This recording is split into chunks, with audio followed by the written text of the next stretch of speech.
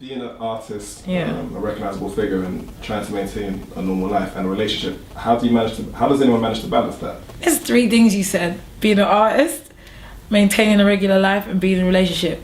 They're like three completely different entities in life. I think being an artist, we are who we are, and this is who I am, and there's nothing I can do about that. I've accepted it now. When you get that level of peace, you just walk around like you are a regular person, because that's who you are, you know. And then it's not kind of who you are, but it's kind of not. But to me, in my head, I keep that in my head, like, no, if you hit me, I'ma bleed. So, you know, I'm not gonna do any highfalutin excitement, you know, behavior. I'm just gonna be me, and, you know, I'll deal with everything as it comes, you know. I'm not a scandal girl. I'm not that girl that courts the newspapers and does all that stuff. You know, I'd like to keep my business to myself and put it in the music, you know. With relationships, I think it's just, I was making the wrong choices. You know, I think I was making a lot of the wrong choices with men. I admit that to myself.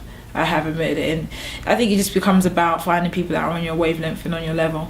I was on a radio show the other day, and they were like, so how does it work? How do you get men? And I'm like, well, first of all, I have to talk to them most times, which is kind of a bit disconcerting, because then that's like you set the tone of relationship. You have to approach it. It's not good, because a man's always going to want to be a man, and if you have to approach a man first, then, well, you're always going to be the leader in the relationship, and you don't want to be the leader.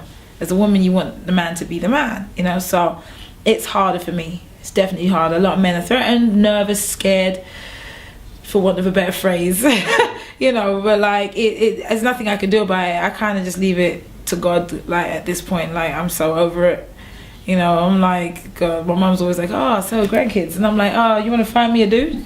You want to set me up, mother?